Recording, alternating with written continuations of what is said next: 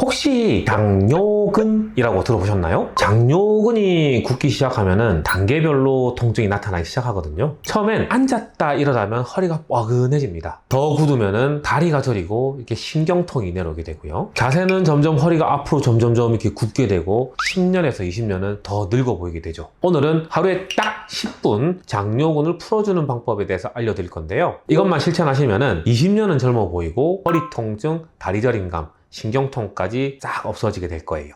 안녕하세요. 통증당선반 김승수입니다. 장요근이라고 하면은 세 가지 근육을 합쳐가지고 장요근이라 부르는데요. 대요근, 소요근, 그리고 장골근, 이 세 가지를 합쳐가지고 장요근이라고 부릅니다. 그 중에서 중요한 대요근 같은 경우에는 허리뼈 1번부터 4번까지 붙어서 대퇴골의 소전자라고 하는 안쪽 부분에 붙어 있어요. 장골근은 이 장골 안쪽에서 붙어가지고 아까 말씀드린 대퇴골의 소전자 부분에 붙어 있습니다. 장요근이 왜 중요하냐? 장요근은 소위 말해서 우리가 코어 근육이라고도 합니다. 허리뼈를 전체 잡아가지고 다리뼈까지 연결시켜주고 있는 근육인데 굉장히 커요. 이 근육은 우리 몸의 중심에 위치해서 우리 몸의 중심도 잡아주지만은 허리에 강한 힘을 준다거나 다리 쪽으로 강한 힘을 주기도 하고 허리를 강력하게 지지해주는 역할을 해주는 아주 중요한 근육입니다. 이 근육에 문제가 생기면은 어떤 일이 발생할까요? 당연히 허리에 붙어 있으니까 허리 통증이 발생합니다. 이 장요근 중에서 대요근,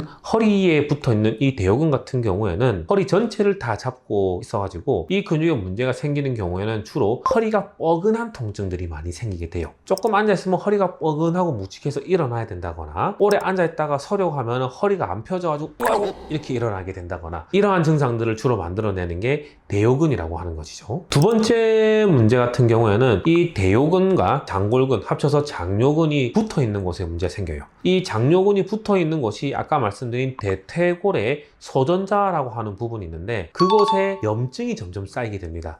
그래서 어떤 분을 보면은 앉았다 일어나려고 하면은 엉덩이 밑에 어느 특정 깊은 곳에서 탁 땡긴다든가 아니면은 마친다든가 이런 통증을 호소하는 분들이 많이 있어요. 이런 통증의 주된 원인이 장요근의 손상에 의해 가지고 나타나는 경우들이 많이 있습니다. 그리고 세 번째의 경우는 이 장요근의 손상에 의해 가지고 허벅지 앞면 쪽이 어근하거나 묵직한 통증 그리고 다리가 좀 무거운 증상들이 나타날 수가 있습니다. 대요근과 장요근 사이로 해가지고 대퇴신경이 지나가게 되는데 대퇴신경이 이 근육의 손상에 의해서 신경이 지나가는 길에 압력을 가하게 된다면은 운동신경이 광분하게 되고 그 광분 자체가 다리가 뻐근하거나 묵직한 통증을 만들어내게 되는 것이죠. 특히나 대요근 같은 경우에는 허리가 아프신 분들 중에서 이 대요근이 멀쩡하신 분들 찾기가 힘들어요. 일단은 대요근에 문제가 생긴다라고 하면은 허리 통증은 일부분 동반이 된다라고 보시는 게 맞다고 생각이 듭니다.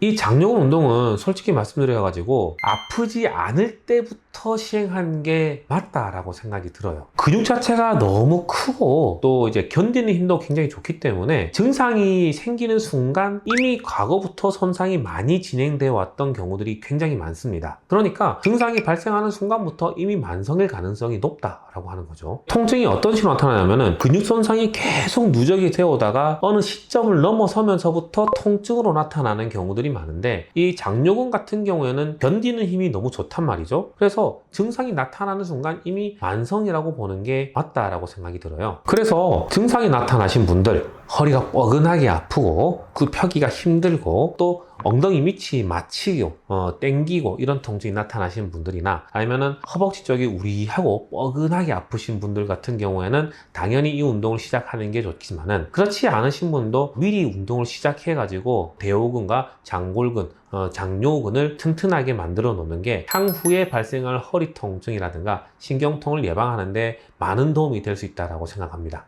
보통은 오래 앉아 계신 분들 있죠. 사무직에 계시거나 아니면 학생들 오랫동안 앉아서 공부를 해야 된다거나 그리고 앉아서 컴퓨터 작업을 오랫동안 해야 된다거나 이런 분들도 당연히 운동을 해야 되겠지만은 오랫동안 앉아서 일하지 않으시는 분들도 한 자세로 고정된 상태에서 오랫동안 계셔야 되는 분도 당연히 이 운동을 하셔야 됩니다. 운동이라는 게 예방의 목적이잖아요. 미리 해놓는다고 나쁜 건 한 개도 없는 거죠. 장요근을 풀어줄 수 있는 방법은 일단 전문적으로는 주사 방법이라든가 치료를 받는 게 효율적이긴 한데 일상생활에서 장요근을 풀어주고 건강하게 만들어줄 수 있는 방법을 제가 오늘 알려드리도록 하겠습니다. 운동치로 이동해가지고 제가 알려드리도록 할게요. 먼저 대요근을 혼자서 마사지하는 방법에 대해서 알려드리겠습니다. 배꼽에 한 5cm쯤 옆 이 부분을 양쪽 손으로 갖다 댑니다. 조금 더 편하게 하고 싶으시면은 여기 무릎을 약간 굽힌 상태로 하시면 좀 편해요. 그러면 배에 있는 긴장도가 좀 더 떨어지기 때문에 무릎을 약간 굽힌 상태에서 시행을 하시고요. 절대로 세게 누르면 안 돼요. 부드럽게 숨을 후 내쉬면서 후 그러면서 손가락이 깊숙이 들어가게 됩니다. 뭔가 배 안에서 찌릿한 느낌이 날 거예요. 거기가 대요근입니다. 이 부분을 반복해서 한 번 할 때 30초 정도 자극했다가 떼주고 손가락을 약간 세우시는 편이 조금 더 장요근이 깊숙이 들어갈 수 있기 때문에 다시 한번 숨을 들여 마셨다가 후 내쉬면서 깊숙이 들어가 줍니다.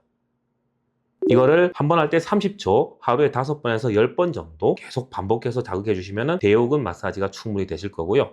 대요근의 한 축을 이루고 있는 장골근의 마사지 방법에 대해서 알려드리겠습니다. 먼저 우리가 이 골반 쪽에 보면은 유연하게 튀어나왔네 하고 뼈를 일단 찾으셔야 됩니다. 방향을 뒤쪽 그리고 바깥쪽으로 밀어 넣을 거예요. 손가락을 엄지손가락이나 아니면 내 손가락을 이 뼈를 먼저 찾으신 다음에 이 안쪽에서 바깥쪽 뒤쪽으로 쭉 밀어 넣을 겁니다. 그러면 굉장히 통증이 심하신 분도 있으실 거고요. 뻐근하다 이런 느낌이 있을 겁니다.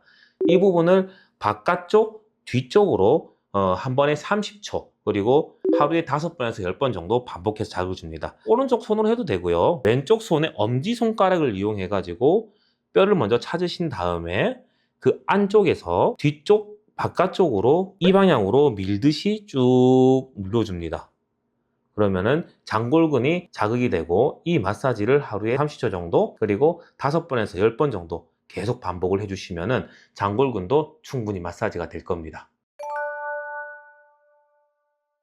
솔직히 말씀드리면은 장요근 문제가 생겨가지고 증상이 나타난 경우에는 이미 만성일 경우가 많다라고 말씀을 드렸는데요. 일단은 운동을 해보는데 그래도 통증이 계속된다라고 하면은 전문적인 치료를 받는 게 훨씬 낫다라고 말씀을 드립니다. 이게 운동이라고 하는 거는 장요근이 어느 정도 회복이 됐을 때 재활의 개념이라든가 아니면은 발생하기 전에 예방의 개념으로 조금 더 봐주는 게 맞다라고 생각되고요. 말씀드린 대로 이미 증상이 나타났을 때는 만성이 됐고 만성이 됐다라고 하는 거는 쉽게 낫기는 조금 힘든 경우이기 때문에 전문적인 치료를 받는 게 맞다라고 생각이 됩니다. 그럴 때는 치료를 우선적으로 받고 운동을 약간 재활과 재발 방지의 목적으로 시행하시는 게 어떨까요? 더 궁금한 점이 있으신 분들은 댓글로 남겨주시면 제가 답글을 열심히 달아드리도록 하겠습니다. 이상 통증 단속반 김승수였습니다. 빠이!